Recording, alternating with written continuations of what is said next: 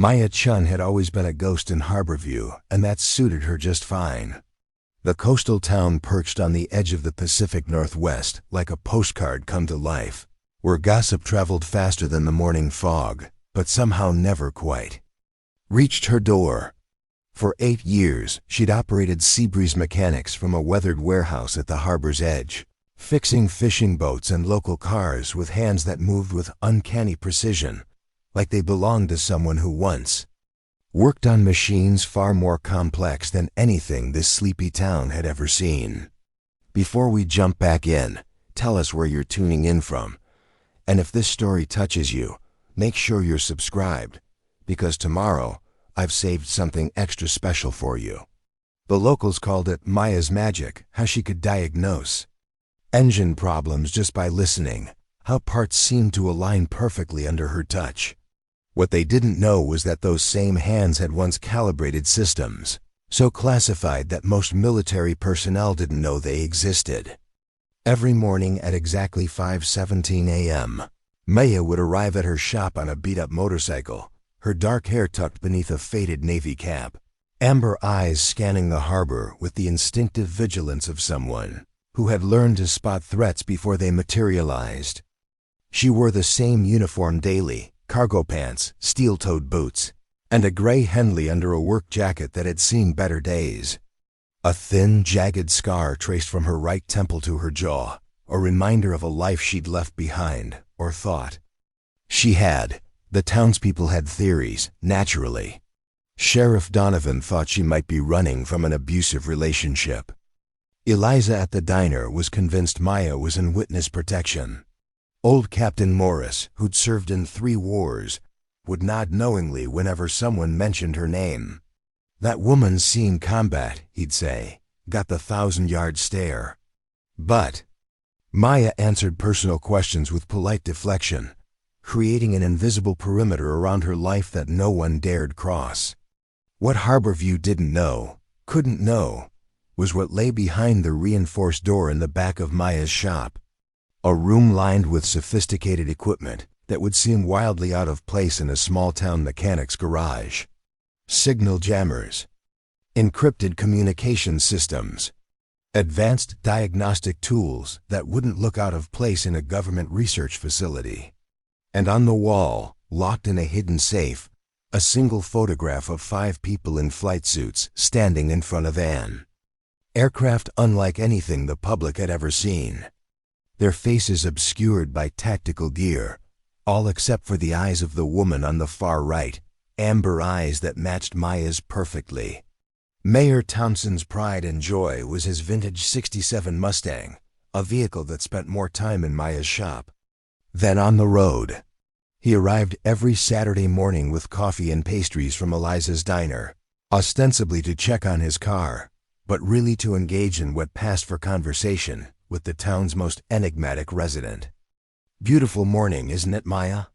the mayor said, placing the coffee on her workbench. "Eliza said the cheese Danish is particularly good today."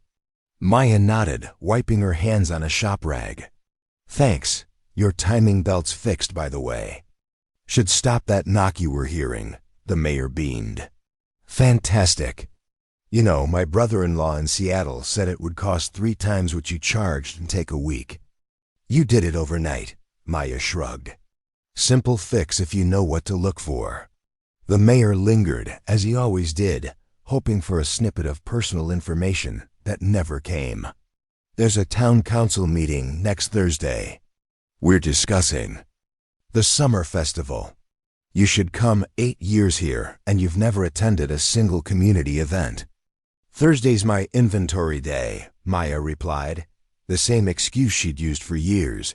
Community meant connection. Connection meant visibility. Visibility was something she couldn't afford.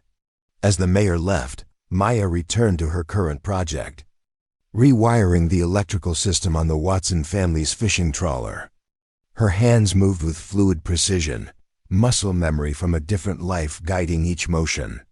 In another lifetime, these same fingers had calibrated targeting systems for aircraft that officially didn't exist, had rewired avionics under enemy fire, had saved lives and taken them with equal efficiency. At precisely 2:37 p.m., Maya's secure phone, the one nobody in town knew about, vibrated once. A text message from a number that changed weekly. Foxhound protocol initiated. Verify status. Her heart rate didn't change. Her breathing remained steady, but something cold settled in her stomach. The message was the first activation code she'd received in 8 years. Someone had found her, or was looking. Someone who knew the protocols of the unit that had officially never existed. Project Phantom. Maya texted back a single word, dormant. The response was immediate. Maintain position. Contact imminent.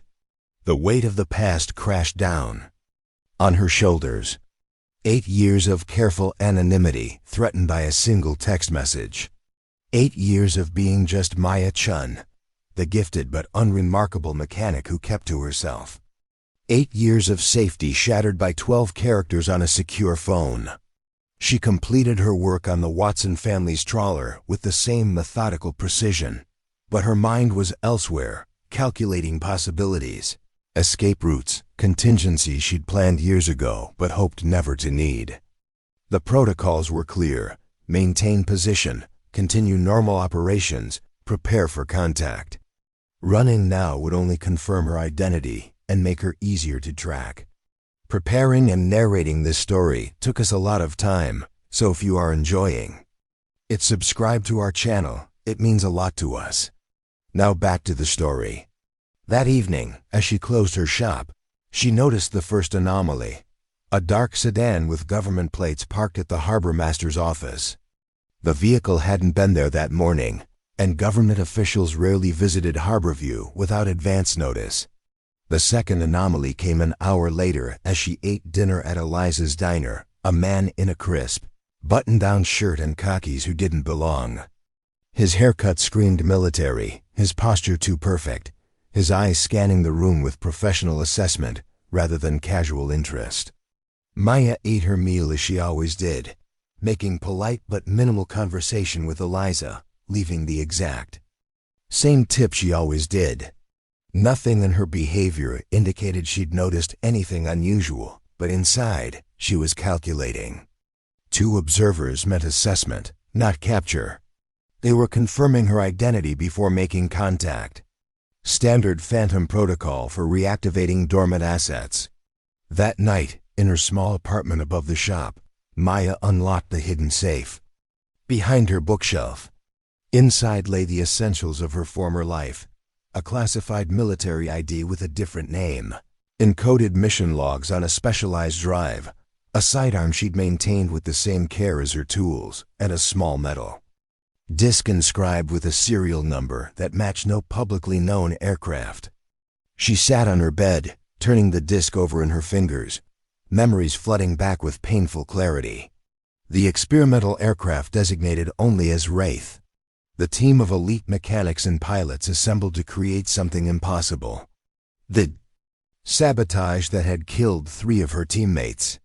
The investigation that had been shut down from above. The discovery that someone inside their own government had sold the technology to foreign interests. The decision to disappear rather than be silenced.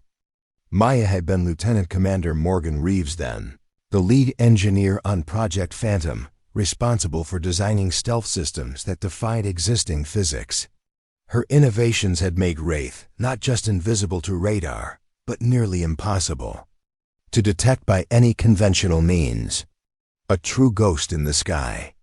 And when the project was compromised, when team members started dying in accidents, Morgan Reeves had vanished and Maya Chen was born.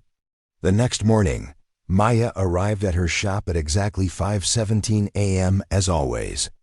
She opened the large bay doors, started the coffee maker, and began preparing for the day's work with the same routine she'd followed for 8 years. At 8:03 a.m., a vehicle she didn't recognize pulled into her lot. A government-issue SUV with tinted windows. 2 men emerged, the one from the diner and a second man, older, with the bearing of someone accustomed to command.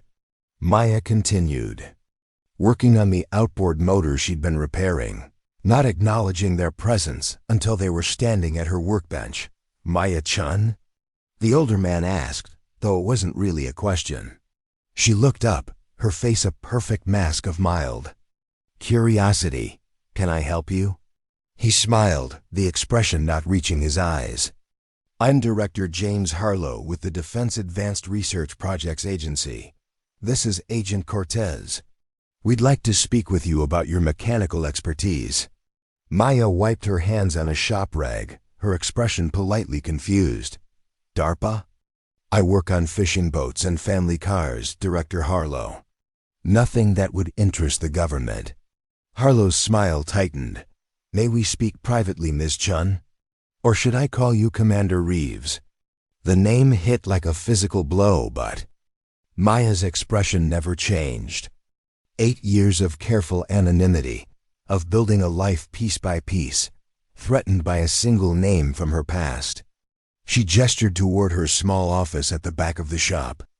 "Coffee's fresh if you want some." Inside the office, with the door closed, Harlow's demeanor shifted from polite to urgent. "We don't have time for games, Commander. We know who you are. We know about Project Phantom, about Wraith, about what happened 8 years ago." Maya sat behind her desk, her body relaxed despite the excitement running through her system. "Maya Chen is a small-town mechanic. I don't know what you're talking about." Harlow placed a folder on her desk. Inside were photos, spy images of her shop, of her apartment, of her secret room with its special equipment. "We've been looking for you for a very long time, Commander. Not to arrest you, to bring you back in." Agent Cortez spoke for the first time. 3 days ago, a prototype stealth aircraft based on your designs had a major system failure during a test flight. The pilot managed an emergency landing at Naval Air Station Whidbey Island, 50 miles from here. The aircraft is grounded, its stealth system's not working. The engineers can't fix it. What does that have to do with me? Maya asked, keeping her cover despite the evidence before her. Harlow leaned forward. "Because it's not just any aircraft, Commander. It's Wraith, your Wraith. The original prototype you worked on before you disappeared. We need you to fix it." Maya's careful calm cracked, just slightly. Wraith was shut down after the sabotage. The project was closed. "Officially, yes, Harlow." "Confirmed. Unofficially, development continued. But none of the engineers who took over your work fully understood your innovations. They've been working from your notes for 8 years, building imperfect copies of systems you designed in your head." Maya stood, moving to the small window that overlooked the harbor. "Even if I were this Commander Reeves, why would I help? You? The last time I worked on a classified project, my team ended up dead." "Because the sabotage that killed your team has happened again," Cortez said quietly. "And this time, we know who's responsible." Maya turned, her eyes sharp now, the mask of the small-town mechanic slipping away. "Who?" "Admiral Robert Carson," Harlow said. "Your former commanding officer. The man who shut down the investigation into the deaths of your teammates. We have evidence he's been selling technical data to foreign interests for years." The name sent a cold wave through Maya's body. Carson had been the one who recruited her to Project Phantom, who had championed her innovations, who had promised to find those responsible for the sabotage, and then mysteriously closed the investigation. "Carson is untouchable," Maya said. "He has connections throughout the military and intelligence communities." Harlow nodded grimly. "Which is why we need Wraith operational again. We need concrete proof of his treachery, and the only way to get it is to access his secure database with technology he can't detect.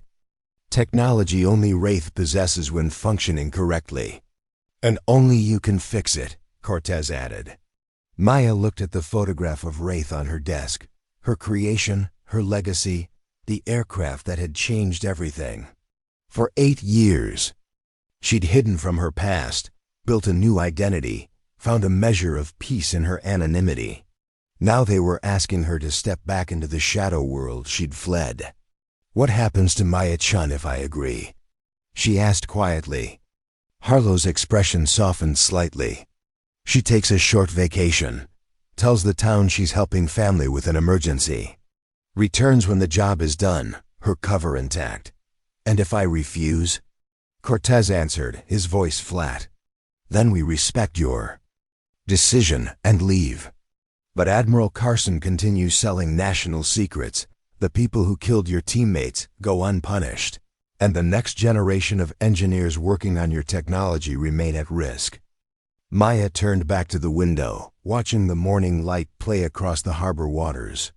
For 8 years, she'd lived with the knowledge that she'd failed to protect her team, failed to expose the truth. She'd chosen survival over justice. Could she make that choice again?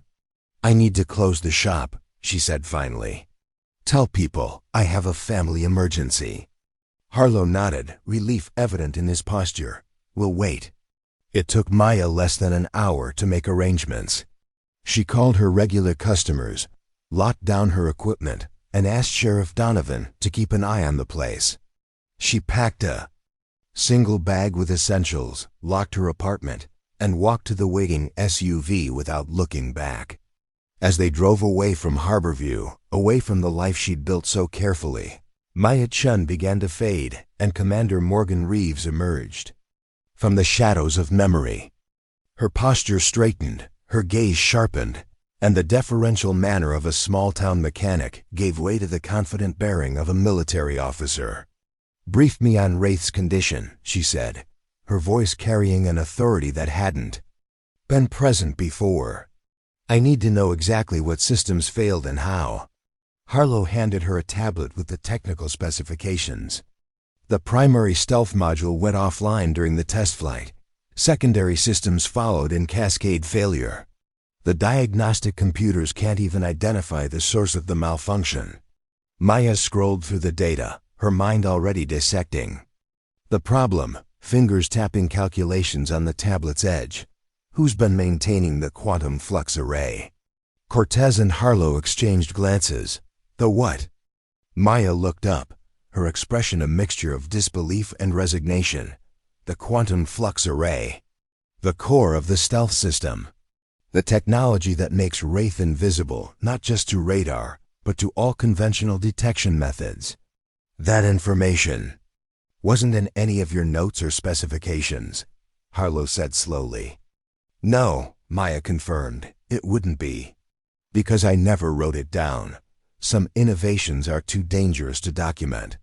She returned to the tablet, her mind already racing ahead to what she would find, to the challenge of repairing technology that existed only in her memory. As the SUV sped toward Naval Air Station Whidbey Island, Maya stared out the window at the passing landscape, at the life she was leaving behind, if only temporarily. Part of her wondered if Maya Chen would ever return to Harborview, or if the past she'd tried so hard to escape would reclaim her completely. In the distance, storm clouds gathered over the Olympic Mountains, a fitting metaphor for the turbulence ahead.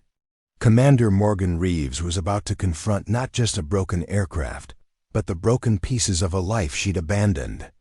And somewhere out there, Admiral Carson remained untouchable, protected by rank and connections, unaware that the ghost of his greatest betrayal was emerging from the shadows, bringing with her the reckoning he had long avoided.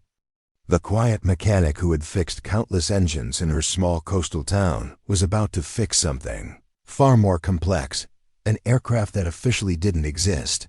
Systems she had invented but never fully explained, and perhaps if she was lucky, the justice that had been denied to her fallen comrades.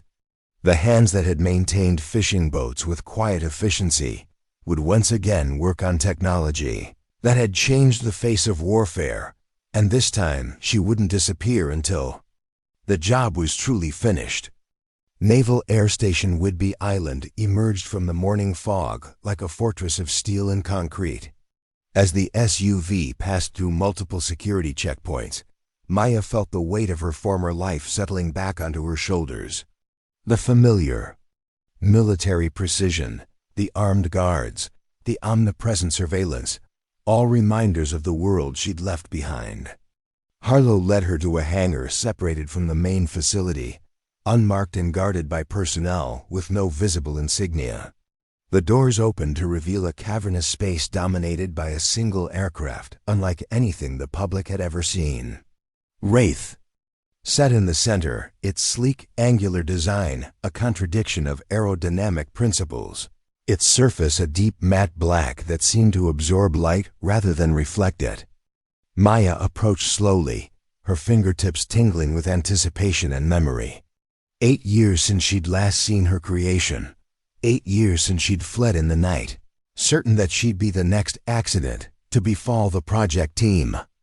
"Everyone out," she said, her voice carrying the unmistakable tone of command. When Harlow began to protest, she turned to him with eyes that had gone cold and professional. "If you want this fixed, Director, you'll give me space to work. Number. Observers, no recordings, just me and my systems." Harlow hesitated, then nodded to the technicians who reluctantly filed out. "How long will you need?" Maya ran her hand along Wraith's surface, feeling the subtle imperfections that no one else would notice. "To diagnose? A few hours to fix?" She shrugged. "Depends what they've done to my systems." When the hangar was empty except for her and the aircraft, Maya circled Wraith slowly, reacquainting herself with its contours. They'd modified her design, added weapon systems she hadn't envisioned, changed the cockpit configuration. But underneath the alterations, this was still her creation, her vision made material. She climbed into the cockpit, her hands instinctively finding the right switches, the diagnostic controls that were hidden from standard view. The quantum flux array wasn't visible on any official schematics because she'd integrated it so deeply into Wraith's structure that it was virtually indistinguishable from the aircraft itself. "What did they do to you?" she murmured, powering up the maintenance systems.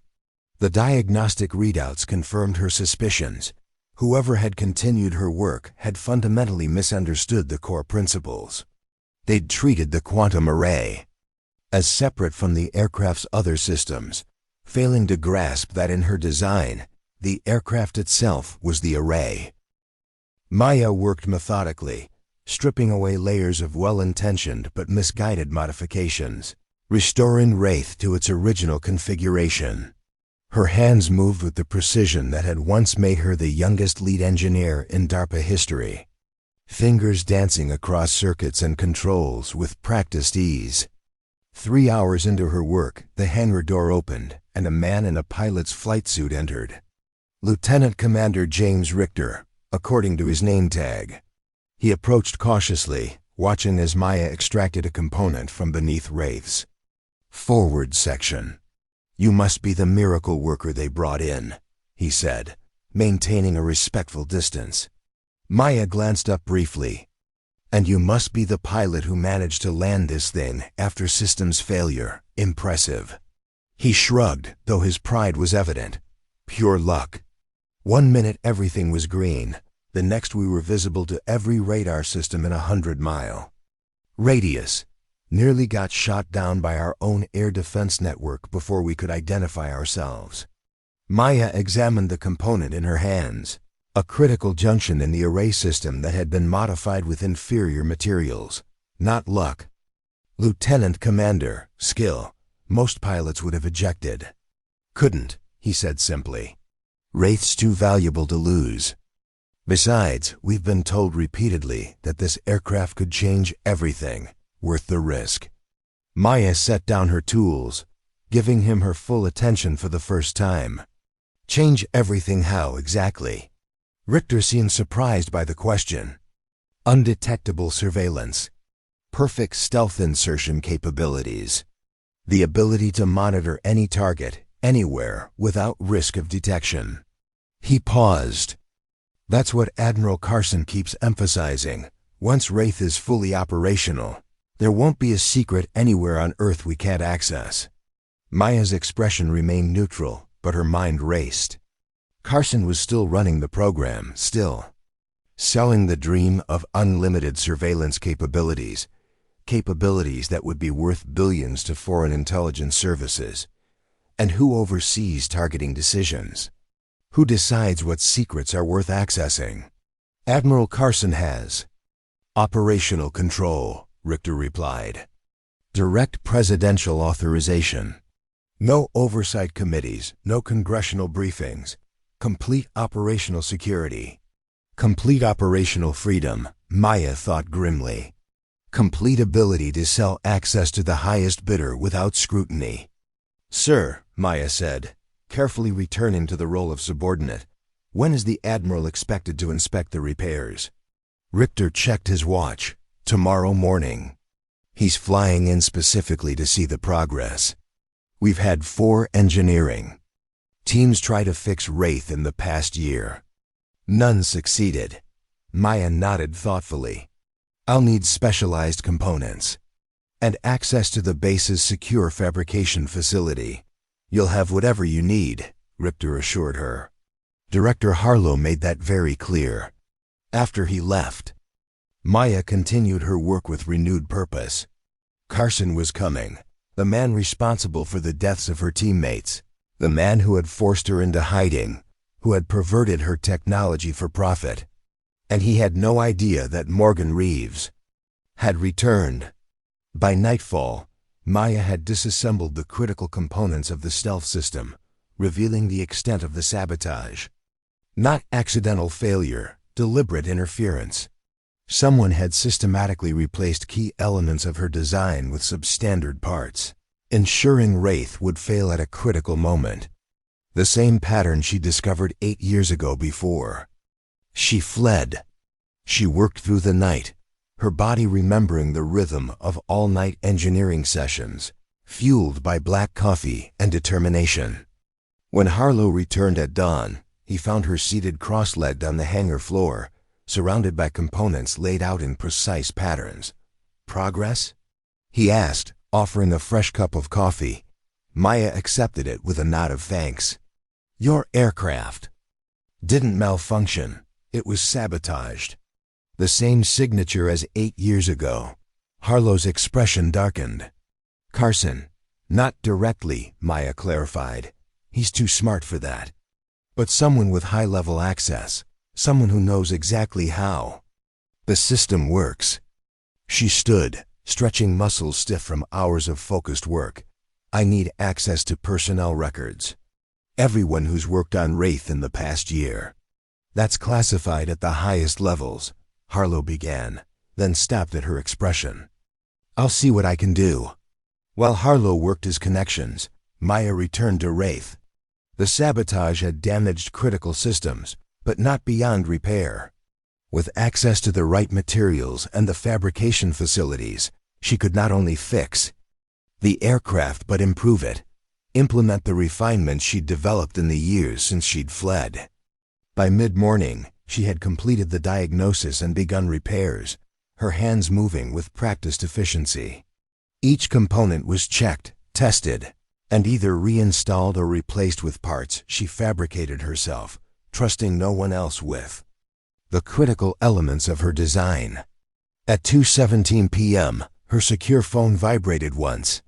A message from the same number as before. Foxhound compromised, Sentinel protocol active. Maya's hands stilled. Sentinel protocol was the emergency response to high-level infiltration, the indication that someone within the immediate operation was working against them. Someone in this very facility was reporting to Carson, warning him, preparing him for her presence. She texted back, verify source. The response was immediate, Kingfisher.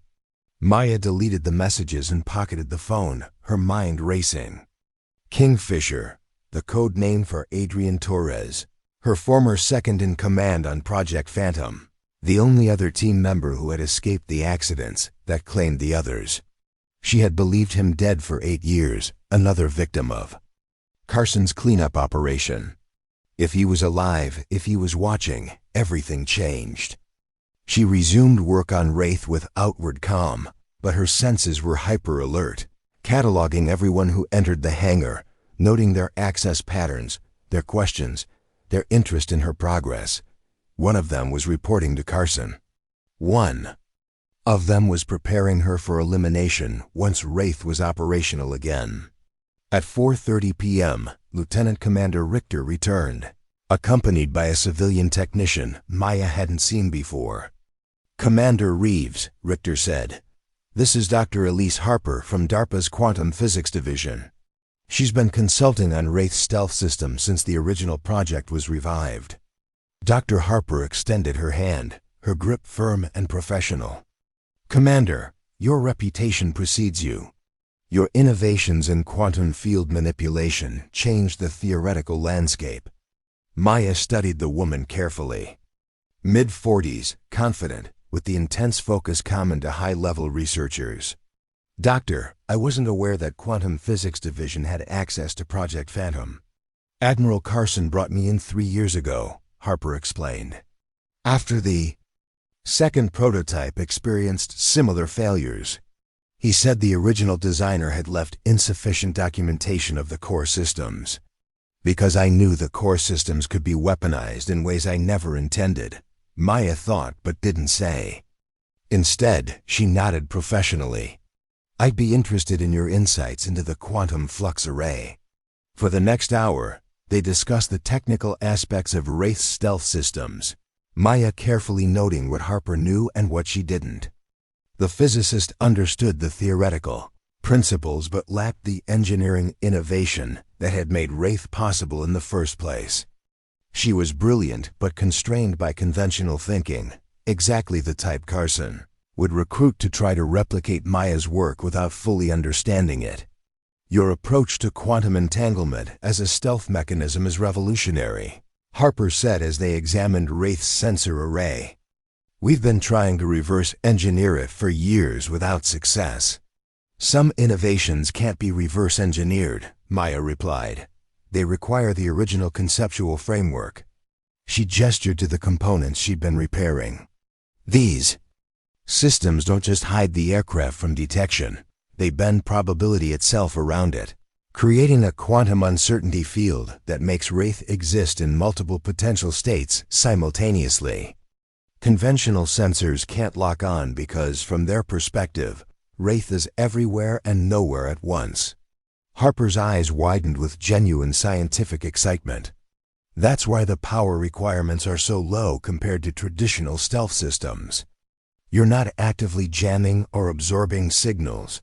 You're manipulating the quantum field itself." Maya nodded, warming slightly to the woman's obvious passion for the science. "Exactly. It's not about being invisible. It's about being impossible to define in conventional detection parameters." As they worked, Maya carefully tested Harper's knowledge, her connections to Carson, her understanding of the project's history. The physicist seemed genuinely dedicated to the science, unaware of the darker aspects of Project Phantom's history. Not their saboteur. Harper lacked both the engineering skills to compromise Wraith's systems and the guile to hide such actions. After Harper left, Maya continued working, the pieces of the puzzle slowly assembling in her mind. Carson was coming tomorrow, expecting to find Wraith still disabled, expecting a report that the systems were beyond repair. Instead, he would find his greatest nightmare, Morgan Reeves, alive and aware of his treachery, with her hands back on the technology he'd tried to steal. She worked through the night again, this time implementing modifications to Wraith that weren't in any schematic, weren't documented in any file.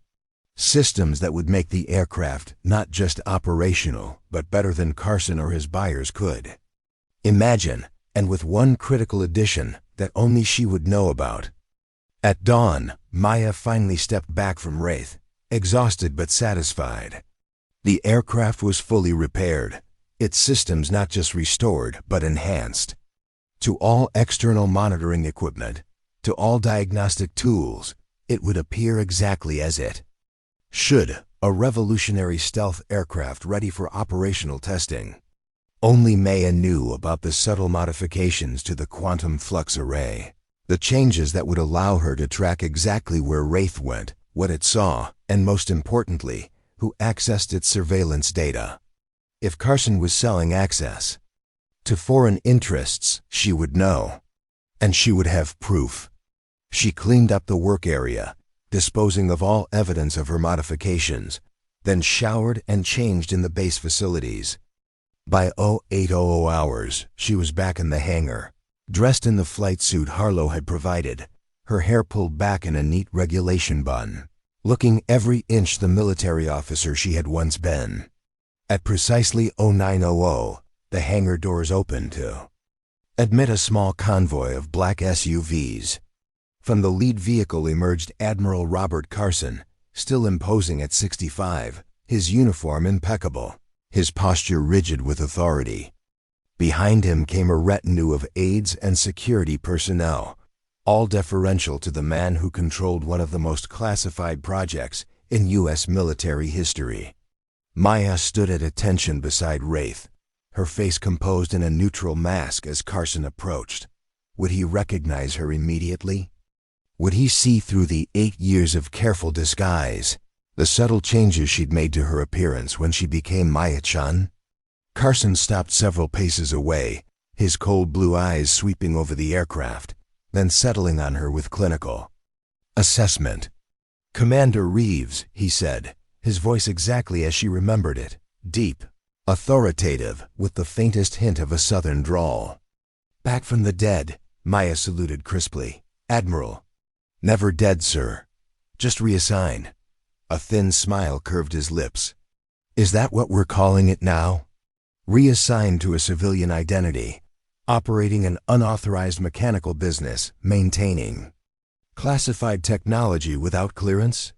He stepped closer, lowering his voice. "You disappeared with government property, Commander. That's treason." "Interesting perspective, sir," Maya replied, her voice steady despite the anger burning beneath her calm exterior.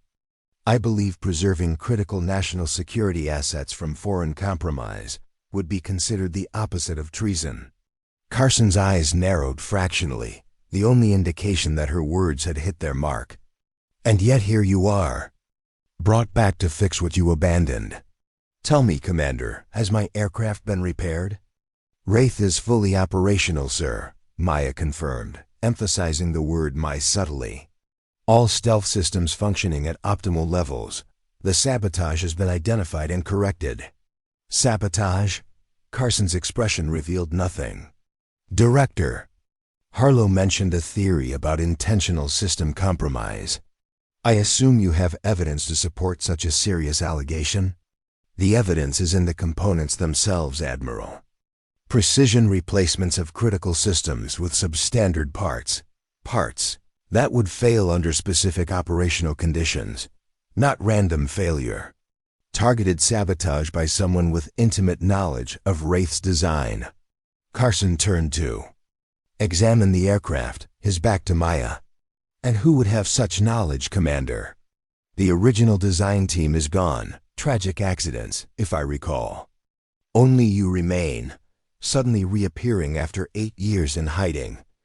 The threat was clear beneath the casual observation. Carson was establishing his narrative, that Maya herself was the saboteur, returning to cover her tracks. "A demonstration might be more convincing than technical explanations, sir," Maya suggested. "Wraith is flight ready. Lieutenant Commander Richter could take her up, demonstrate the restored stealth capabilities." Carson turned back, studying her face. "A test flight wasn't scheduled until next week, after thorough ground diagnostics." "With respect, Admiral, I've conducted the diagnostics."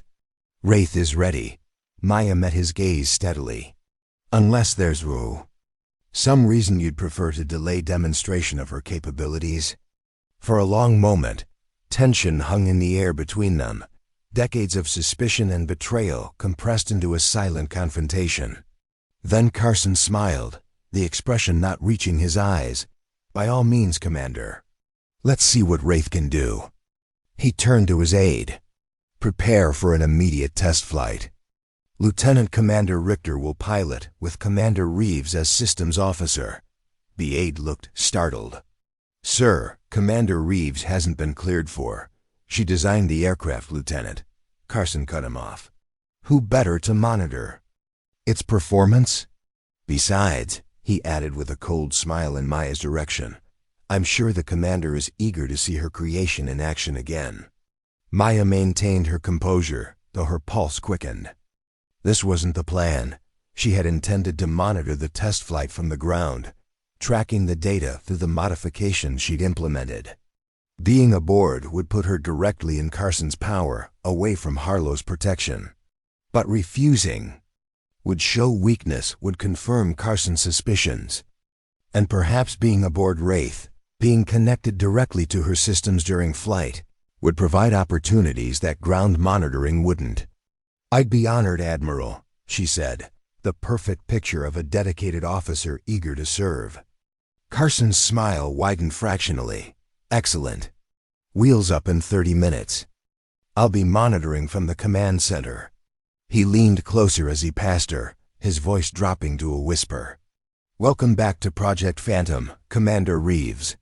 It will be a pleasure to work with you again, however briefly. As Carson and his entourage departed to prepare for the test flight, Maya maintained her military bearing until the hangar doors closed behind them. Then she allowed herself one deep, steadying breath. Carson had just made his first mistake, putting her back inside Wraith, reconnecting her to the system she knew better than anyone alive. She moved quickly to the aircraft, using the brief window before pre-flight procedures to make one final adjustment to the quantum flux array, a modification so subtle that no one, not even the most advanced diagnostic systems, would detect it, a modification that would turn Carson's own surveillance technology against him. Lieutenant Commander Richter arrived moments later, already in his flight suit, his expression a mixture of excitement and concern. Commander Reeves, are you sure Wraith is ready for this? We usually run at least a week of ground tests before. She's ready, Maya assured him, climbing into the systems officer's seat in the cockpit. But there's something you should know before we take off. She gestured for him to come closer, lowering her voice despite the hangar being empty. This test flight isn't just about demonstrating Wraith's capabilities. It's about exposing the traitor. Richter's expression sharpened, the easygoing pilot replaced by the naval intelligence officer he truly was. Admiral Carson? Maya studied him carefully, assessing the risk of trusting him. You know, I suspect, he corrected. Unusual communications. Patterns, classified flight data appearing in foreign hands. Test schedules being leaked. He settled into the pilot's seat, beginning the pre-flight sequence with practiced efficiency. Director Harlow recruited me specifically because I wasn't part of Carson's original team. I'm his eyes inside Project Phantom. Relief washed through Maya, an ally where she'd expected another of Carson's pawns. Then you understand what's at stake today. Richter nodded grimly. If Carson is selling access to Wraith's capabilities, it threatens every covert operation, every intelligence asset we have. But we need proof, concrete, irrefutable evidence that links in directly to the intelligence leaks. That's exactly what this flight will provide, Maya said, her fingers dancing across the specialized controls of her station. I've modified Wraith systems to track and record all external access attempts. When Carson demonstrates Wraith's surveillance capabilities to his buyers, which he will once he believes the aircraft is fully operational, we'll have him. Richter glanced at her, admiration evident in his expression. No wonder they called you the genius of Project Phantom. They called me a lot of things, Maya replied, memories flickering behind her eyes, not all of them complimentary. Especially when I started asking questions about where our technology was being deployed. As they completed the pre-flight checks, Maya felt Wraith coming alive around her, the system she'd designed responding to her touch like an extension of her own consciousness. For 8 years, she'd been just Maya Chen, fixing simple engines in a small town. Now she was Commander Morgan Reeves again, her hands on technology that could change the balance of global power, technology that had already cost the lives of her friends. This time, she silently promised, the outcome would be different. This time, Robert Carson wouldn't be able to bury his crimes beneath classification and national security. This time, the ghost he thought he'd exorcised from Project Phantom was returning with a vengeance. Richter's voice broke through her thoughts as he completed the final systems check. "Wraith is ready, Commander. All systems green." Maya nodded, settling deeper into her seat as the hangar doors began to open. "Then let's show Admiral Carson exactly what his aircraft can do, and exactly what it can see." As Wraith taxied toward the runway, Maya felt a strange sense of coming full circle, returning to the moment when everything had changed 8 years ago, but this time with the power to change the outcome.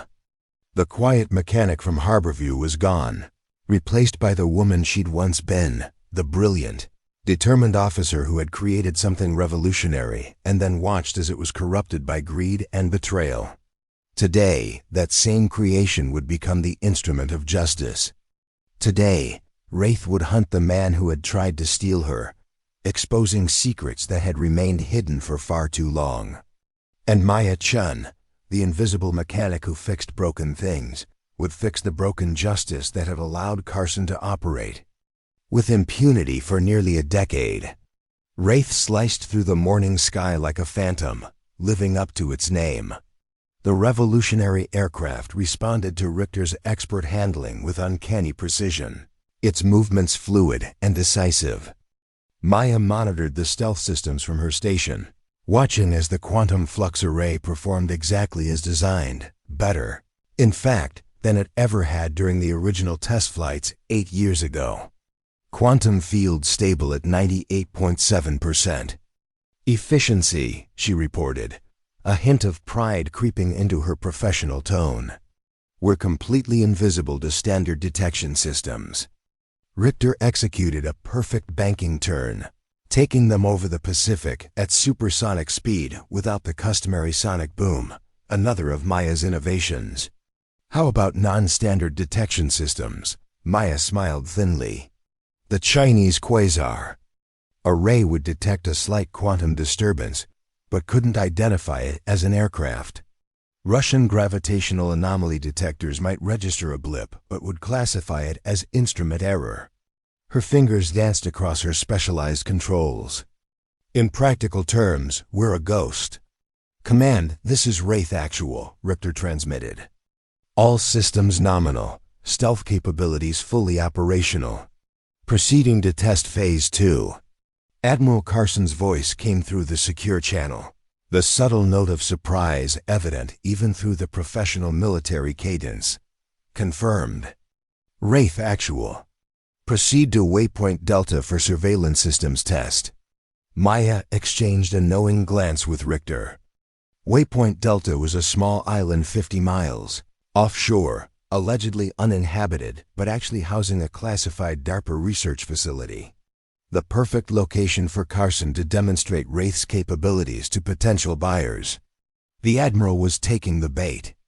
As they approached the waypoint, Maya activated the specialized surveillance suite she'd designed, systems that could penetrate any structure, intercept any communication, and observe any target without detection.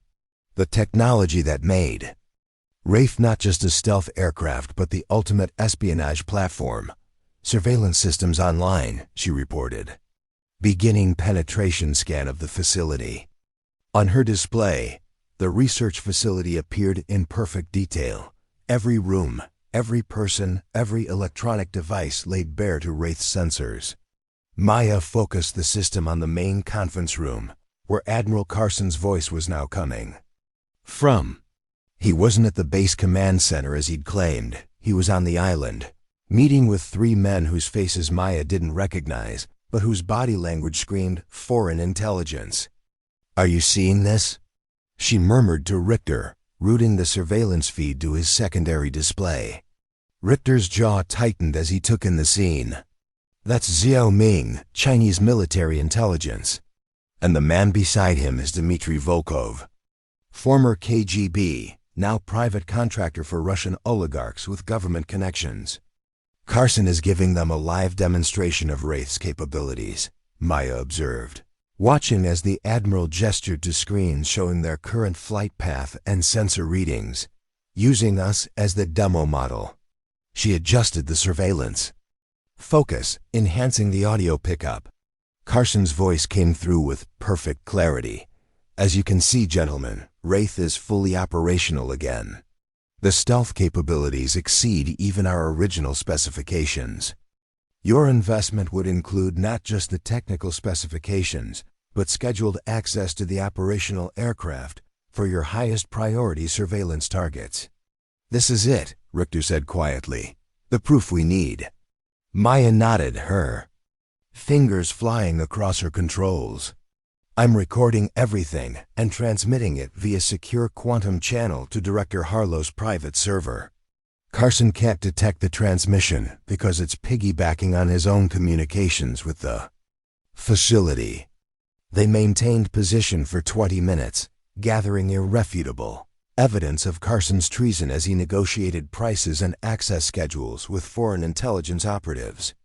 The Admiral was selling not just technical specifications, but actual operational control of the most advanced surveillance platform ever developed, compromising national security at the highest level. We have what we need, Maya said finally.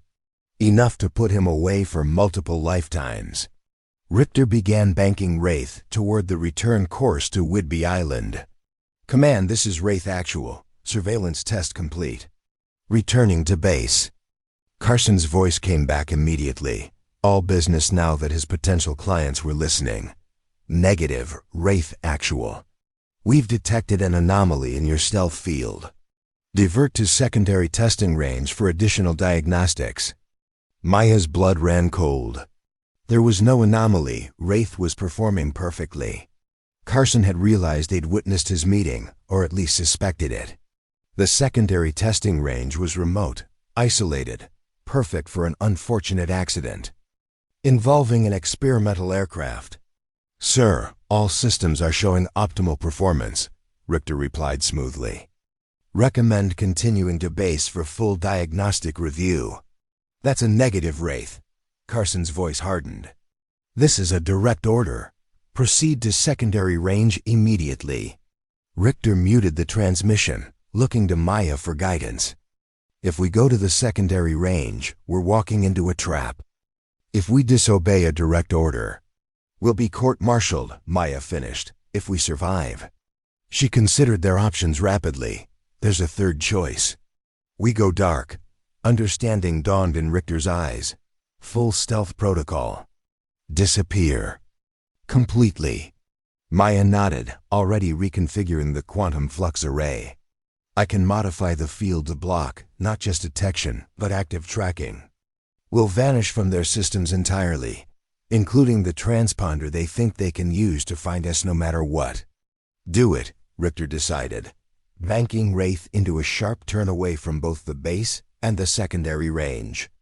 Going silent in 3, 2, 1.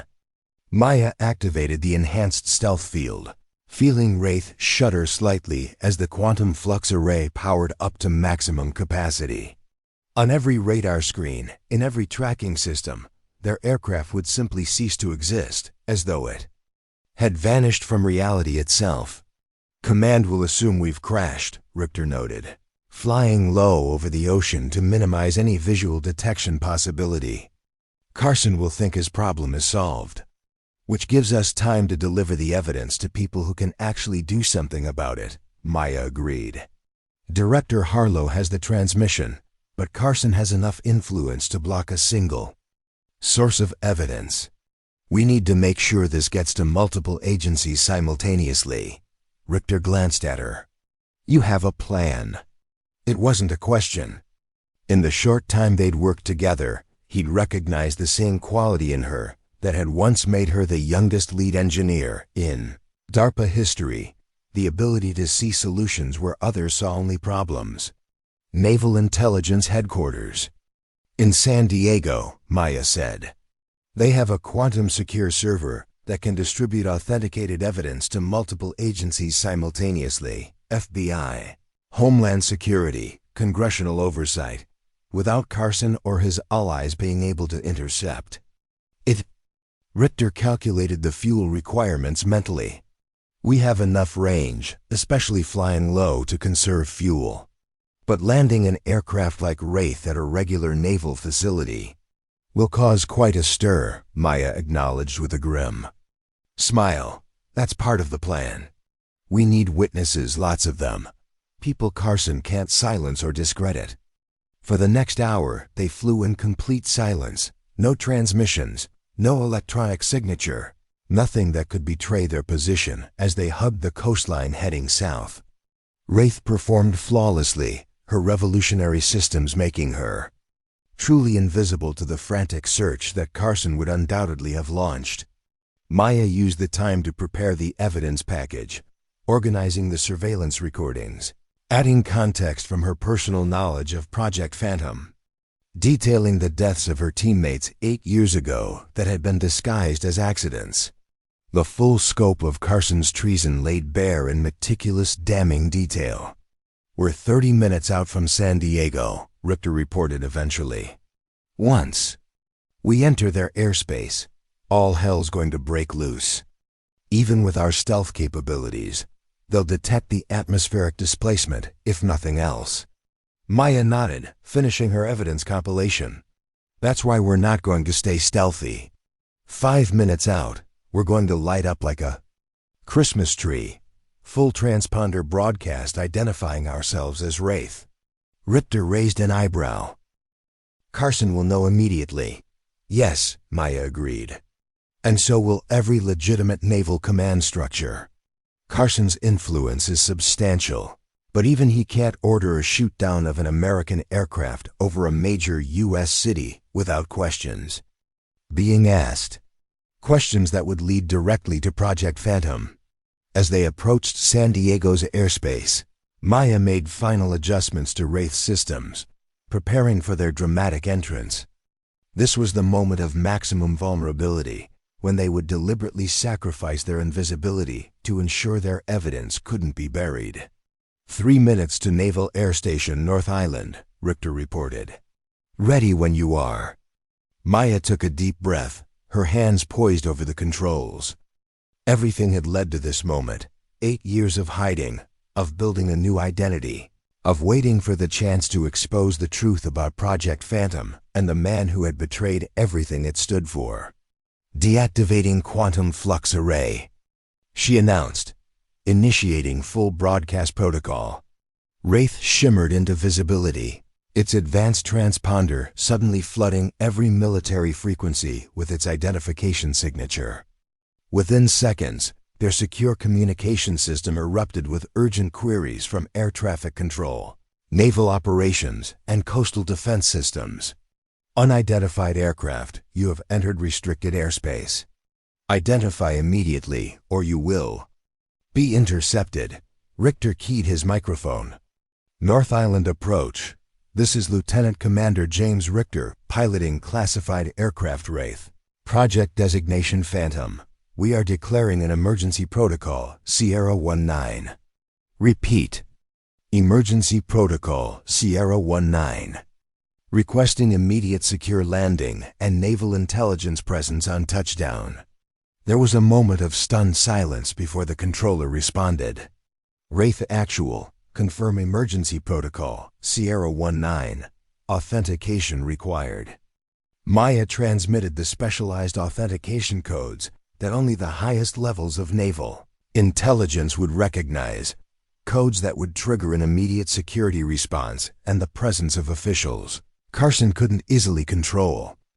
Authentication confirmed, the controller replied, his voice now tightly professional. Wraith Actual, you are cleared for immediate landing on runway 03. Security protocols engaged. Be advised, welcoming committee is assembling. As they made their final approach, Maya could see the organized chaos unfolding below. Security vehicles positioning around the runway, armed personnel establishing a perimeter, and most importantly, the distinctive vehicles of naval intelligences. Counter-espionage division deploying to meet them. Carson will have been notified by now, Richter noted as they began their landing sequence. He'll be doing everything in his power to contain this. That's why speed is essential, Maya replied. The evidence needs to be distributed before he can activate his contingencies. Wraith touched down with perfect precision. It's revolutionary. Design drawing stares even from seasoned naval personnel as Richter taxied to the designated secure area. Before they'd even powered down, the aircraft was surrounded by armed security with the distinctive insignia of Naval Intelligence's elite counterintelligence unit. Look sharp, Maya murmured as they completed shutdown procedures. The next few minutes determine whether we're heroes or traitors. They emerged from Wraith's cockpit with hands visible, fully aware of the weapons trained on them. A senior officer stepped forward, Captain Eleanor Vance, according to her nameplate, her bearing and the respect accorded her by the security team, marking her as someone with significant authority. Lieutenant Commander Richter, Vance acknowledged. And you must be Commander Morgan Reeves. You've caused quite a stir. Half the Navy thinks you crashed.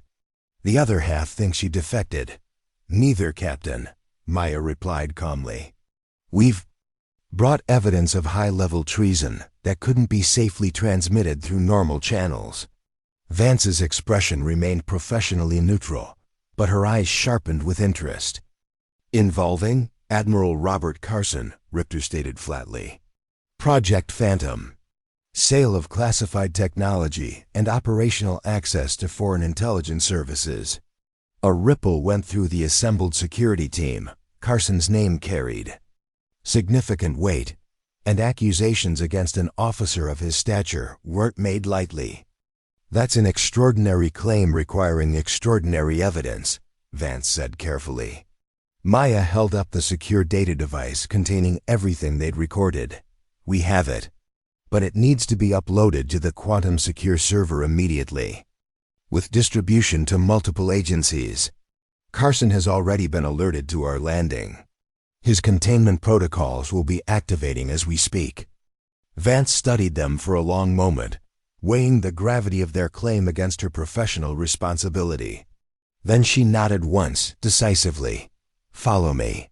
Secure Team Alpha, establish isolation perimeter around the aircraft. No one approaches without my direct authorization.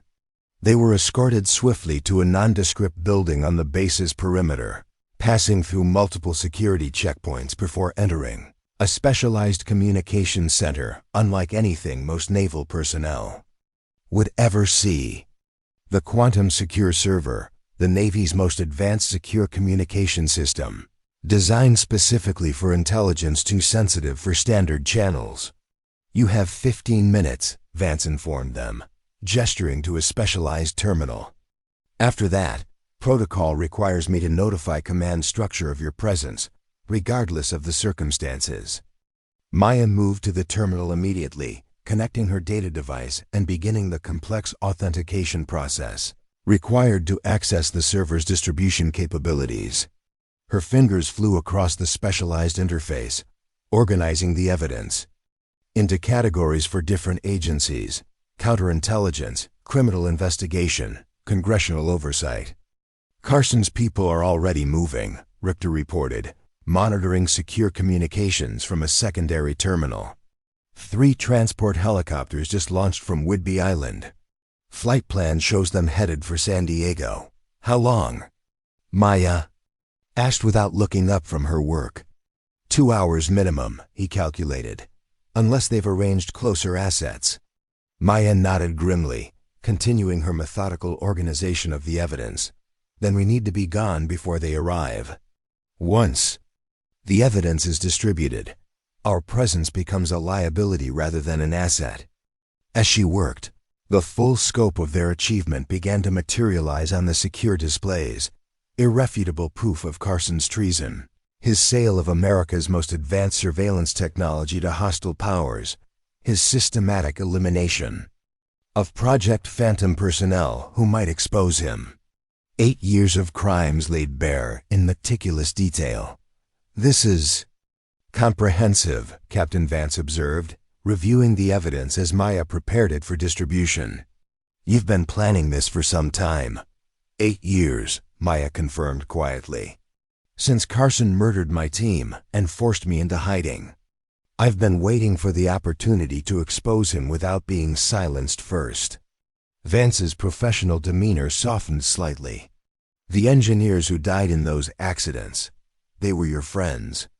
It wasn't a question, but Maya nodded anyway, memories of faces she'd tried to forget flashing behind her eyes. The brightest minds of our generation. They deserved better than to be eliminated as liabilities. Distribution sequence initiating. The system announced as Maya completed the final authentication protocols. Transmission secure. Authentication verified. Distribution in progress. On the status display, agency designations began lighting up green as the evidence package reached its destinations. FBI Counterintelligence, Naval Criminal Investigative Service, Homeland Security, Senate Intelligence Committee, House Oversight. The truth about Project Phantom and Admiral Carson spreading to too many independent agencies for even his influence to contain. It's done, Maya said, a weight lifting from her shoulders that she'd carried for 8 years. Carson can't bury this now. Too many independent agencies have the evidence simultaneously. Vance nodded with professional approval. Impressive work, Commander, but you realize your situation remains precarious. Carson still commands significant resources, and the full investigation will take time. Which is why we need to disappear. Again, Richter concluded. At least until the evidence is fully processed and initial arrests are made. Maya smiled thinly. Disappearing is something I've become quite good at. Before Vance could respond, an urgent alert sounded from the communications console. A lieutenant manning the station looked up with alarm. Captain, we have an incoming priority message from Admiral Carson. He's invoking National Security Protocol 47B, demanding immediate detention of Commander Reeves and Lieutenant Commander Richter on charges of theft of classified technology and espionage. That was faster than expected, Maya noted calmly. He must have assets closer than Whidbey Island. Vance's expression hardened. Protocol 47B requires verification from the Secretary of Defense or higher. Has that verification been provided? No, ma'am, the lieutenant replied. Admiral Carson is claiming communications disruption and requesting we act on his authority alone. Denied, Vance stated flatly.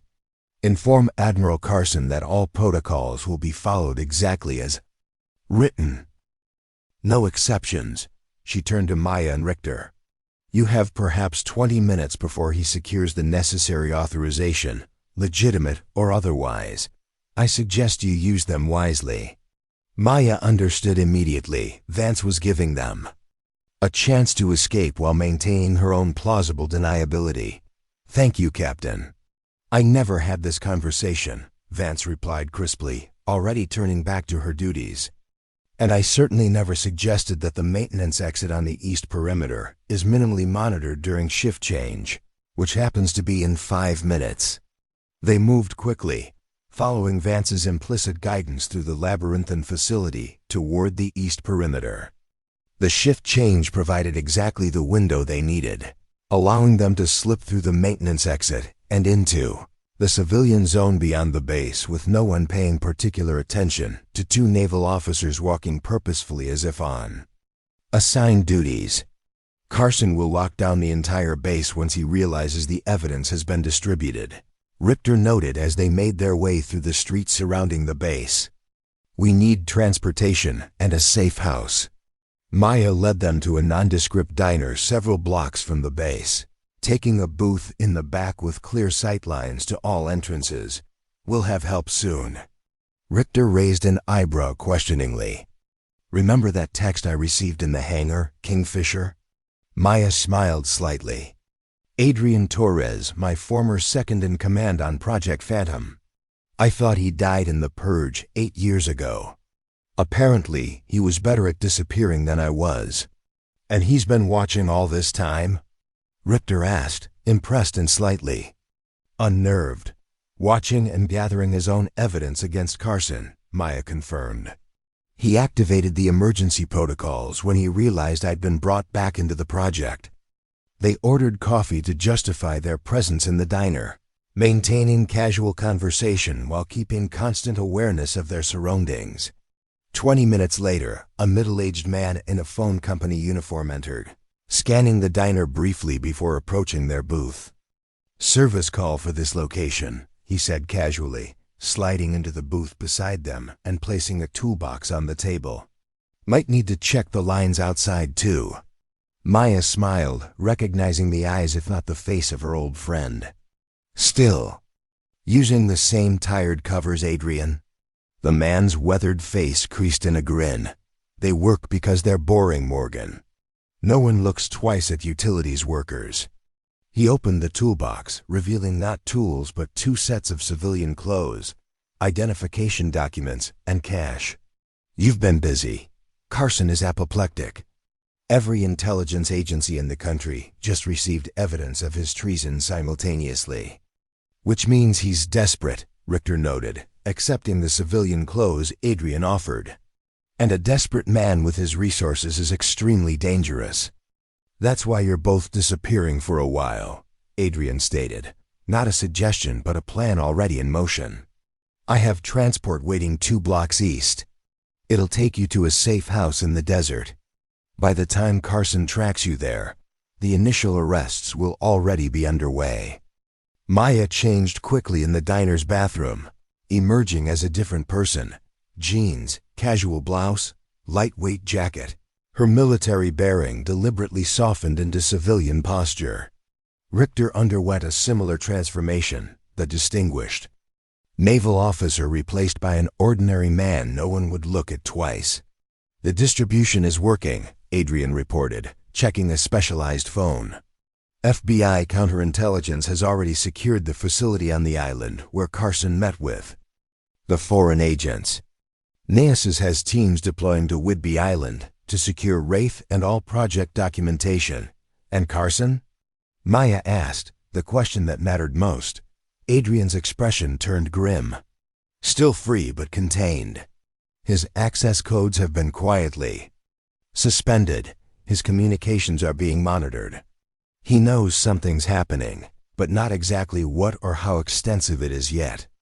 They left the diner separately, converging on the nondescript van Adrian had waiting 2 blocks away.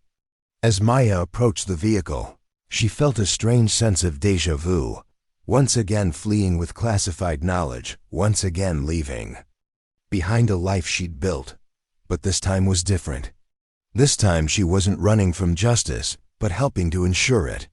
"What happens now?" Richter asked as they pulled away from the curb, merging into San Diego's afternoon traffic. "Now we wait," Adrian replied, navigating with the careful precision of someone who had spent years avoiding detection. "The evidence you provided is comprehensive enough to trigger immediate action, but bureaucracy moves at its own pace. Carson will be fighting back with every resource and connection he has." Maya gazed out the window as the city gave way to suburbs and then to the open desert beyond. 8 years of hiding, of living as someone else, of carrying the weight of her teammates' deaths, all culminating in this moment of truth. Carson exposed, Project Phantom's corruption laid bare, justice finally within reach. Was it worth it? She asked quietly, almost to herself. 8 years as Maya Chen, fixing engines in a small town, waiting for a chance that might never come. Adrian glanced at her in the rearview mirror. "You tell me. You're the one who kept the faith all this time."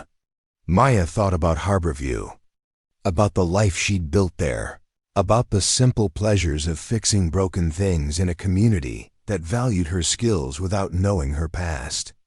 It hadn't been a false life. Maya Chen was as real as Morgan Reeves in many ways, a person she'd grown to respect and even love. It was worth it, she decided finally. Not just for justice, but for what I learned by stepping away from everything I thought defined me. Maya Chen taught Morgan Reeves a lot about what really matters.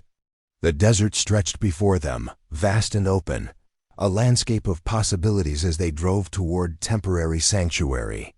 Behind them, the machinery of justice was grinding into motion, propelled by the evidence they'd risked everything to deliver. Carson's day of reckoning was coming, not through violence or vengeance, but through the truth he'd tried so hard to bury.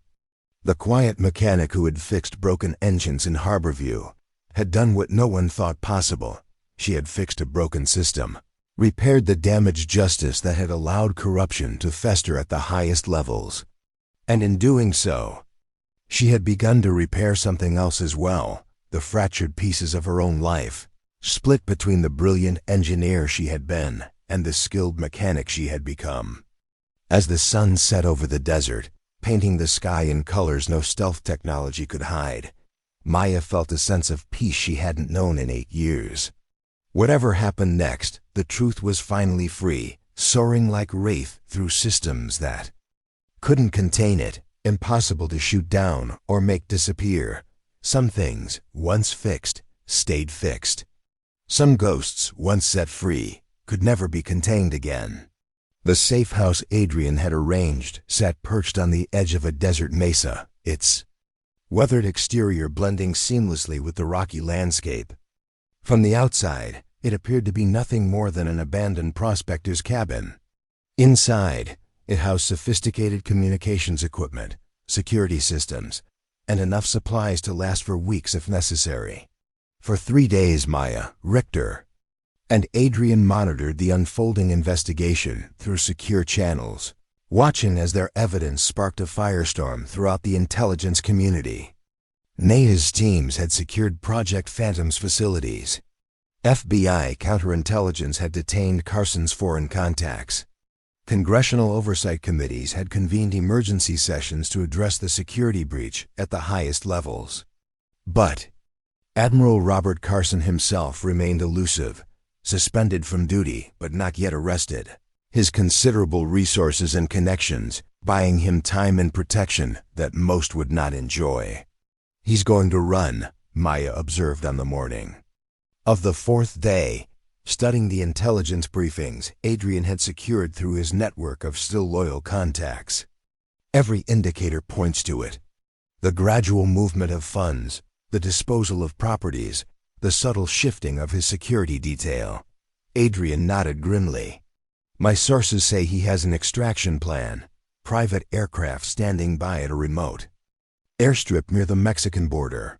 Foreign accounts already established, new identity waiting. And who's helping him?"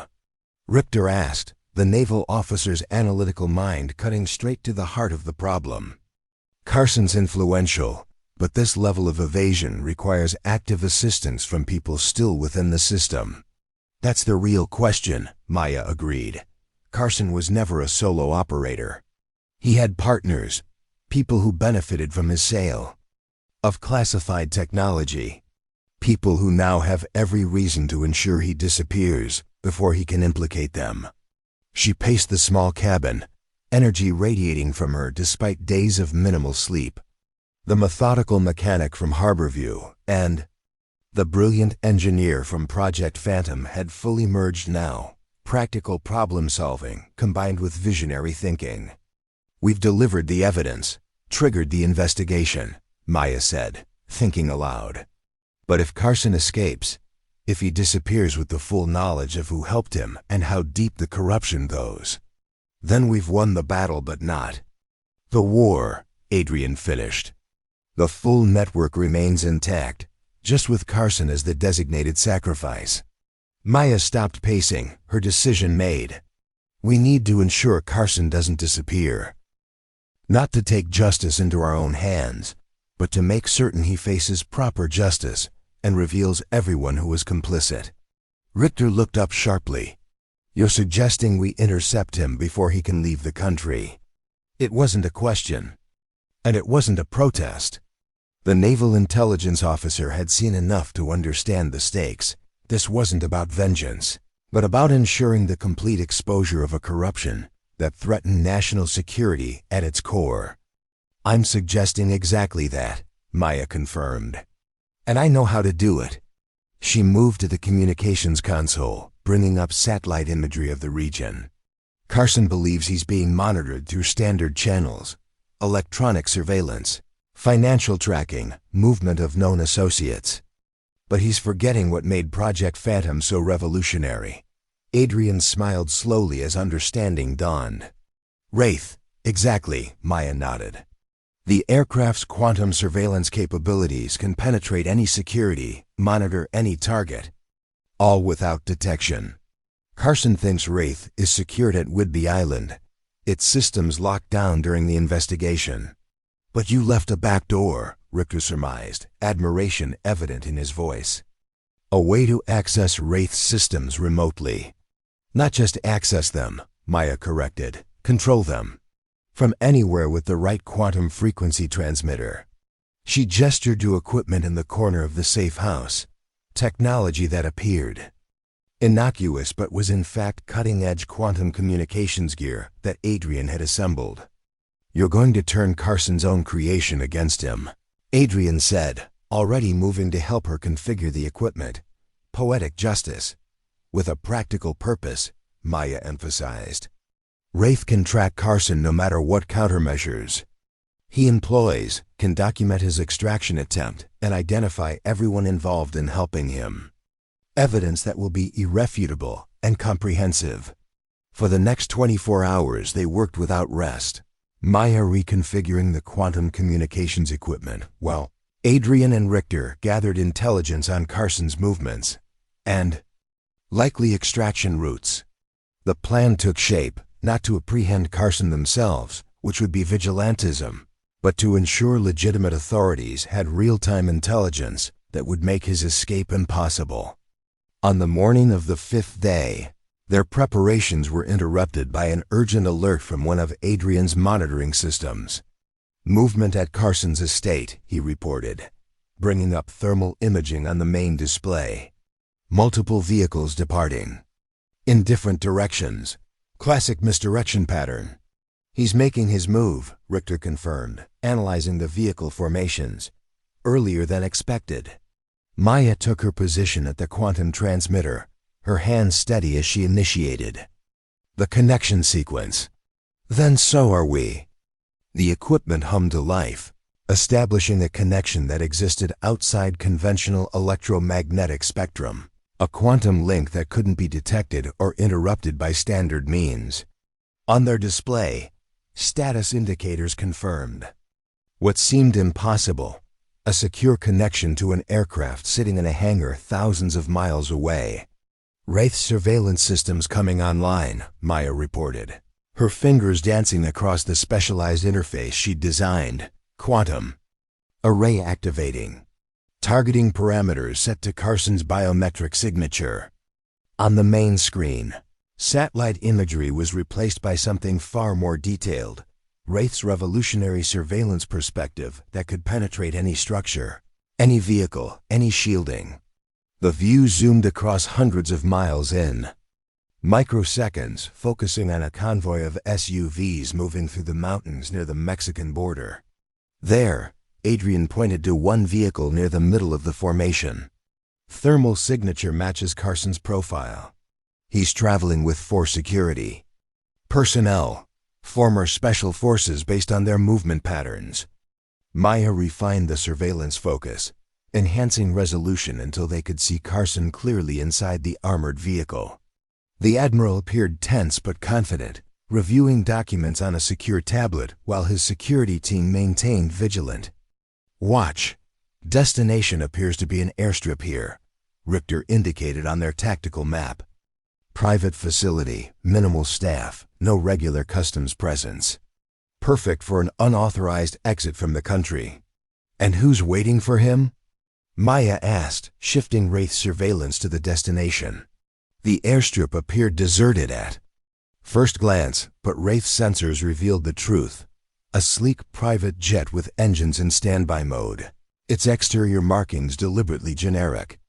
More significantly, 3 individuals waited inside the small terminal building, their identities concealed from conventional surveillance, but perfectly clear to Wraith's quantum sensors.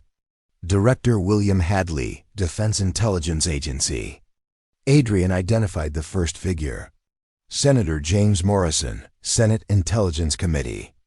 And that's General Victor Zhao, Joint Special Operations Command. His expression darkened. All people who would have benefited from Carson's technology sales while maintaining plausible deniability. The rest of the conspiracy, Maya said. Quietly, the partners Carson protected by taking sole responsibility for Project Phantom's corruption. Richter studied the surveillance feed with growing alarm. If Carson reaches that airstrip, if he connects with those three, then the full scope of the conspiracy never comes to light, Maya finished. They help him escape, and in return, he keeps their involvement secret. She turned to the secure communication system. We need to alert the authorities immediately. But Adrian held up a hand, his expression troubled. Which authorities? Carson's conspiracy reaches into multiple agencies. If we alert the wrong people, then we alert all of them, Maya decided. Simultaneously, with real-time evidence that can't be denied or covered up. She began configuring Wraith systems for maximum data collection and distribution. We'll use the same quantum-secure server network we used for the initial evidence drop, but this time with live surveillance feed. Working with practiced efficiency, they established secure connections to multiple agencies, FBI, Homeland Security, military counterintelligence, and most importantly, the independent prosecutors who had been assigned to the Carson investigation. Each would receive the same real-time intelligence. Each would see the same evidence of high-level conspiracy unfolding before their eyes. Carson's convoy is 30 minutes from the airstrip, Richter reported, monitoring the vehicle's progress. We need to act now. Maya initiated the transmission sequence, sending Wraith surveillance feed to all targeted agencies simultaneously. Transmission active. All designated recipients are receiving live intelligence. On their secondary monitors, they could see the immediate response, emergency alerts at FBI field offices, rapid deployment of Homeland Security assets, military counterintelligence teams mobilizing. A race against time had begun. Could legitimate authorities intercept Carson before he reached the extraction point and his waiting conspirators? They won't make it, Adrian said grimly, calculating distances and response times. Carson will reach the airstrip at least 15 minutes before the nearest response team can arrive. Maya's mind raced through possibilities, discarding and refining options with the same methodical precision she'd once applied to fixing engines in Harborview. Then we need to slow him down without directly intervening ourselves. Her fingers flew across the quantum interface, accessing Wraith's secondary systems, capabilities that went beyond mere surveillance. Carson helped design the security protocols for government convoy movements. Standard procedure includes continuous communication checks and route verification. Understanding dawned in Richter's eyes. You're going to use Wraith to disrupt their communications. Make them think their route is compromised, not disrupt, Maya corrected. Enhance. Selectively allow certain emergency bulletins to reach them while filtering others. She programmed a precise set of parameters, letting Wraith's quantum systems identify and modify specific transmissions. Carson's convoy will receive legitimate security alerts about police activity along their planned route, forcing them to take alternate paths that will delay their arrival. It was elegant in its simplicity. No direct intervention, no illegal action, just the strategic management of information flow that would naturally cause Carson to make decisions that worked against his own escape plan. Within minutes, they saw the results. Carson's convoy abruptly changed direction, diverting from the most direct path to the airstrip, instead taking a circuitous mountain route that would add precious time to their journey. It's working, Adrian confirmed, monitoring the vehicle's new trajectory. This route adds at least 20 minutes to their travel time, which might be just enough, Richter noted, checking the status of responding law enforcement.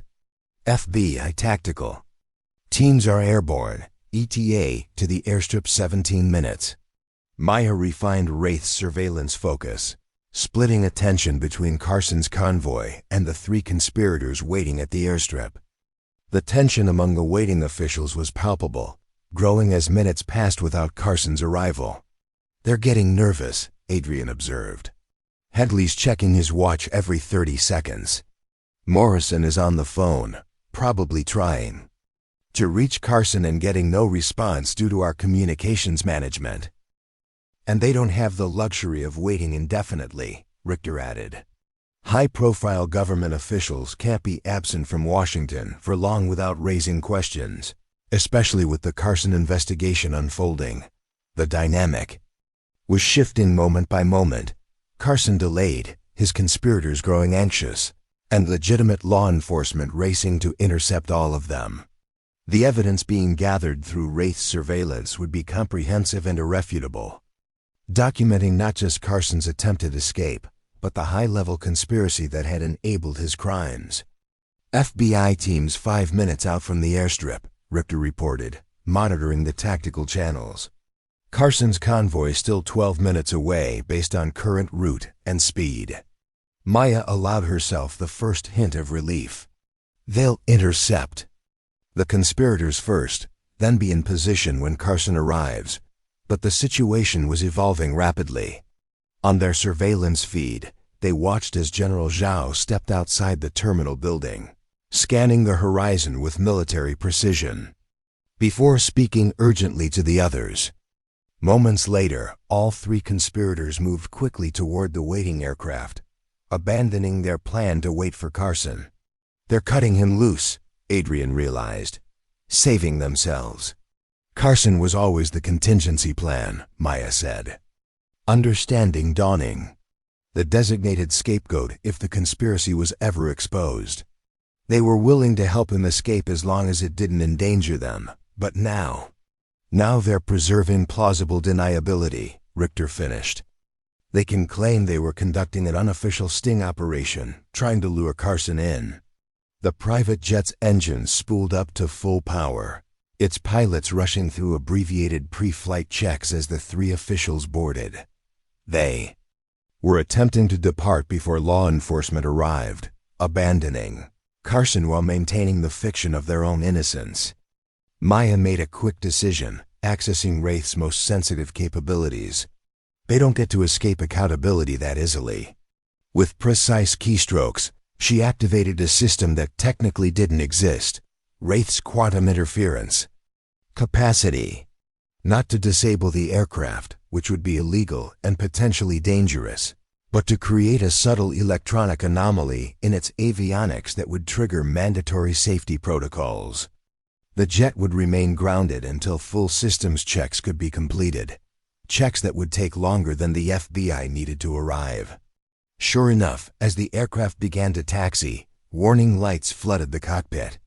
The pilots immediately aborted the takeoff sequence, their training overriding any pressure from their VIP passengers to ignore safety protocols. "Aircraft grounded," Maya confirmed. "Completely safe, just temporarily unable to depart." Adrian grinned appreciatively. "Elegant solution. The timing proved perfect. Just as the frustrated officials deplaned to confront the pilots about the delay, the first FBI helicopters appeared on the horizon. Minutes later, the airstrip was secured, the conspirators taken into custody despite their protests and claims of diplomatic immunity.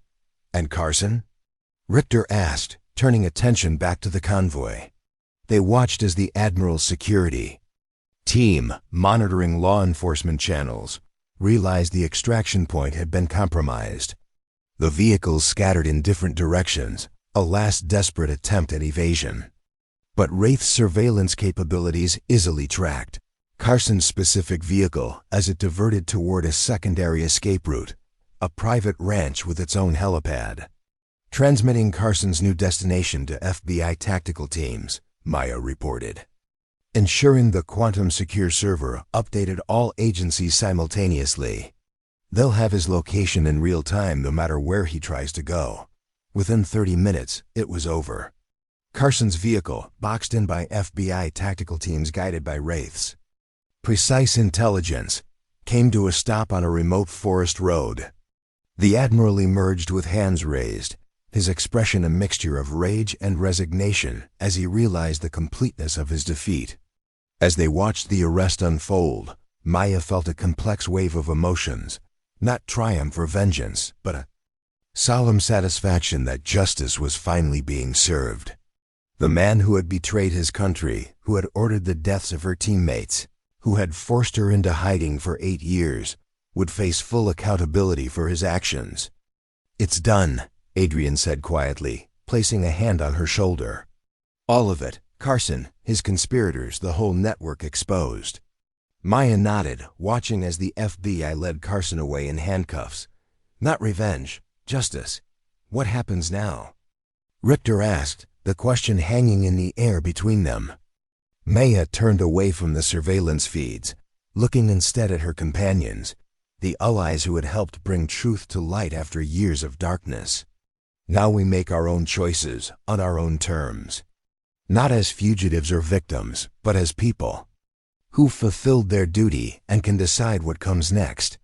For 3 days, they remained at the safe house, monitoring the aftermath of Carson's arrest and the rapidly expanding investigation. The evidence they'd provided had opened doors that had been sealed for years, exposing corruption that reached into multiple agencies and levels of government. Project Phantom's dark secrets were being brought into the light, and with them, the vindication of those who had tried to prevent its misuse. On the 4th day after Carson's arrest, Director Harlow arrived at the safe house, not with arrest teams or accusations, but with formal recognition of what they had accomplished. "The President has been briefed on the full scope of Project Phantom and Admiral Carson's conspiracy," Harlow informed them, sitting at the cabin's small table with an official-looking folder before him. "In light of the extraordinary service you've rendered to national security, certain accommodations have been authorized." He opened the folder, revealing 3 sets of documents. For Lieutenant Commander Richter, immediate reinstatement with promotion to Commander, assigned to Naval Intelligence's Integrity Division. "Your experience with Carson's conspiracy makes you uniquely qualified to prevent similar compromises in the future." Richter accepted the documents with quiet dignity. "Thank you, sir. I'll serve that role to the best of my ability." Harlow turned to Adrian. "For Mr. Torres, long believed deceased, official recognition of your 8 years of undercover work gathering evidence against Carson's network. Your status as a government contractor has been retroactively classified and legitimized with appropriate compensation for your service." Adrian seemed genuinely surprised. "I wasn't expecting recognition, Director." "Which is precisely why you deserve it," Harlow replied before turning finally to Maya. "And for Commander Morgan Reeves, the most complex situation of all." Maya met his gaze steadily, ready for whatever came next, even if it meant legal consequences for her years operating under a false identity. "The President has authorized a unique arrangement," Harlow continued. "Your official record will show continuous classified service for the past 8 years. Your disappearance registered as a deep cover assignment to monitor potential security breaches in civilian infrastructure." Maya raised an eyebrow, recognizing the elegant fiction that would legitimize her years as Maya Chen while acknowledging her service to the country. "Additionally," Harlow continued, "you're being offered directorship of a new oversight division within DARPA, specifically focused on ensuring advanced technologies are developed and deployed with proper ethical constraints and security protocols." The offer took Maya by surprise, not just exoneration, but elevation, a position where she could prevent future versions of Project Phantom from being corrupted as it had been under Carson. "That's generous," she acknowledged carefully. "But I've built a life in Harborview. There are people who depend on me there, people who know me only as Maya Chen." Harlow smiled slightly. "The position includes significant operational autonomy. Commander, your primary office would be in Washington, but you'd be authorized to maintain your cover identity and business in Harborview as a legitimate part of your ongoing infrastructure security assessment. You're offering me both lives, Maya realized. Morgan Reeves and Maya Chen. We're acknowledging that both are valuable, Harlow corrected. The brilliant engineer who created revolutionary technology and the skilled mechanic who built connections. In a community that trusts her. The country needs both aspects of who you are. Maya considered the offer, thinking about the past 8 years, the quiet satisfaction of fixing engines in Harborview, the connection to a community that valued her skills without knowing her past, the simple life she'd built that had brought its own kind of peace. And alongside it, the opportunity to ensure that the innovations she'd pioneered were never again corrupted for personal gain or turned against the country they were meant to protect. I'll accept, she decided finally. On one condition.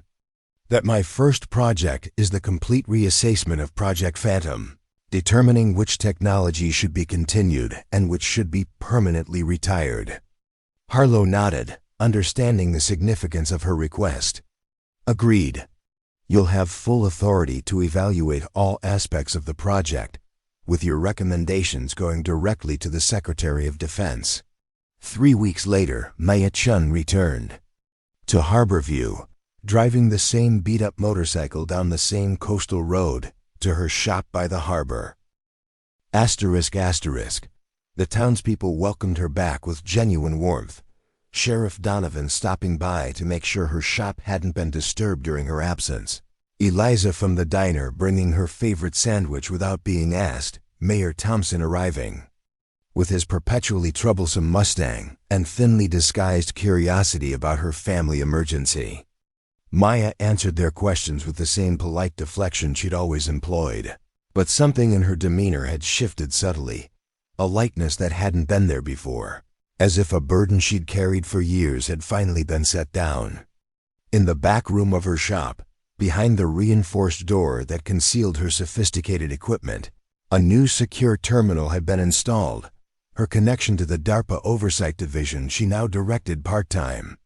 3 days a week, she was Maya Chen, the skilled mechanic who fixed Harborview's engines with uncanny precision. 2 days a week, she was Director Morgan Reeves, ensuring that America's most advanced technologies were developed with appropriate safeguards and ethical constraints. 2 lives, no longer in conflict but in harmony, each enriching the other in ways she hadn't anticipated. 6 months after her return to Harborview, Maya sat in her shop after hours, working on Mayor Thompson's Mustang while monitoring intelligence reports about the ongoing dismantling of Carson's network. The former admiral and his conspirators had been convicted on multiple charges of espionage and treason, their sentences ensuring they would spend the rest of their lives in federal prison. More importantly, the oversight reforms Maya had implemented were ensuring that no similar corruption could take root in classified programs going forward. The bell above her shop door chimed unexpectedly, a visitor after closing hours. Maya looked up to see Lieutenant Jennifer Hayes, the young pilot who had flown Wraith during its initial testing phase before the systemic failures Maya had later repaired. Up next, you've got 2 more standout stories right on your screen. If this one hit the mark, you won't want to pass these up. Just click and check them out. And don't forget to subscribe and turn on the notification bell so you don't miss any upload from us.